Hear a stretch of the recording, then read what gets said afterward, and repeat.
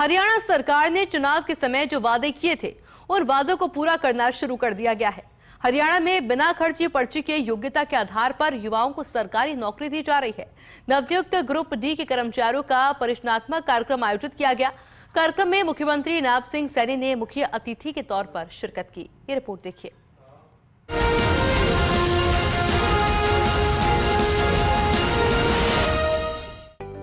हरियाणा सरकार ने चुनाव के समय जो वादे किए थे उन वादों को पूरा करना शुरू कर दिया। नवनियुक्त ग्रुप डी के कर्मचारियों का परिचयात्मक कार्यक्रम आयोजित किया गया, जिसमें मुख्यमंत्री नायब सिंह सैनी ने कहा कि कर्मचारी राज्य की प्रशासनिक व्यवस्था की रीढ़ है।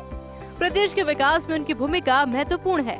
कर्मचारियों का कार्यक्षेत्र चाहे जो भी हो, भावना केवल जनहित सर्वोपरि होनी चाहिए। मुख्यमंत्री ने कर्मचारियों से आह्वान किया कि सभी एक टीम की तरह मिलकर एक सशक्त, समावेशी और आत्मनिर्भर हरियाणा का निर्माण करें। यह कार्यक्रम न केवल प्रशासनिक व्यवस्था की रीढ़ को सशक्त करेगा, बल्कि विकसित भारत, विकसित हरियाणा की नींव को भी मजबूत करेगा। आज का यह प्रोग्राम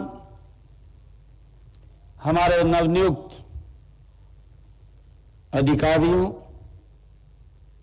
कर्मचारियों की एक नई शुरुआत है। मुख्यमंत्री ने कहा कि हरियाणा विकास और नवाचार की धरती है। हरियाणा देश में अग्रणी राज्य के रूप में उभरा है। कृषि, उद्योग, शिक्षा, स्वास्थ्य, खेल, महिला सशक्तिकरण, डिजिटल गवर्नेंस जैसे हर क्षेत्र में हम नई ऊंचाइयों को छू रहे हैं। ये सफलता केवल नीति निर्माताओं की नहीं, ये सफलता मेहनती और ईमानदार अधिकारियों और कर्मचारियों की भी है, जो दिन रात अपने कर्तव्यों का पालन करते हैं।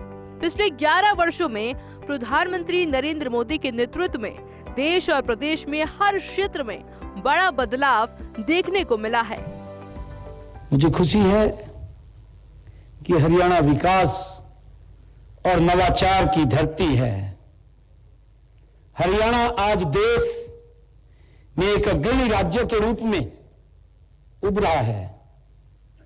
कृषि हो, उद्योग हो, शिक्षा हो, स्वास्थ्य हो, खेल हो, महिला सशक्तिकरण हो या डिजिटल गवर्नेंस हो, हर क्षेत्र में हम नई ऊंचाइयों को छू रहे हैं।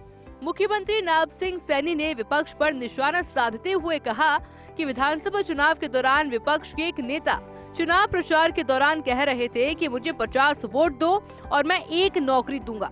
नौकरी की बोलियां लग रही थी, लेकिन हमारी सरकार ने इस प्रकार के सिस्टम के खिलाफ कड़ा रुख अपनाया है। केवल मेरिट के आधार पर नौकरियां दी। गरीब परिवारों के बच्चे सरकारी नौकरी में आ रहे हैं और उनके सपने भी पूरे हो रहे हैं। युवाओं के माँ बाप का कितना शोषण होता था। नौकरी भी नहीं लगती थी, पैसा भी चला जाता था। और मैंने तो ये भी देखा, कई लोग आज तो ट्वीट करते हैं, जोर तो लगता नहीं है, ट्वीट कर दो। उनके समय के अंदर ये देखा, ऐसी हालत थी, अगर 5 लाख का रेट निकला ना, अगर 5 लाख 1 रुपया देने वाला भी है क्या, तो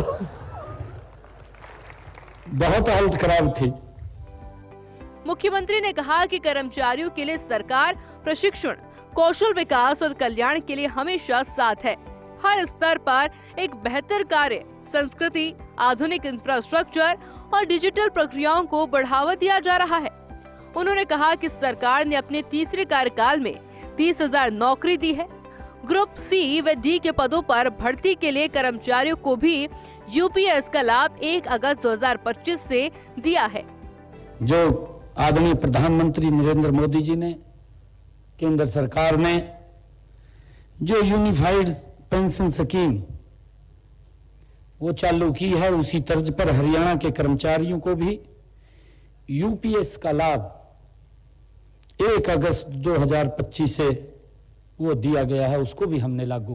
इसकी अधिसूचना 2 जुलाई को हो चुकी है और इस स्कीम का लाभ हरियाणा सरकार के 2 लाख कर्मचारियों को इसका मिलेगा। मुख्यमंत्री ने कहा कि 26 और 27 जुलाई को ग्रुप सी के लिए आयोजित कॉमन पात्रता परीक्षा का सफलतापूर्वक आयोजन किया गया, जिसमें अधिकारियों, कर्मचारियों, रोडवेज विभाग, निजी स्कूलों सहित अन्य संबंधित एनजीओ ने अपना योगदान देकर युवाओं को परीक्षा केंद्रों में सुगमता से पहुंचाया और किसी भी युवा को कोई परेशानी नहीं होने दी। Doctor Thaneshwar Sharma, First India News, Chandigarh.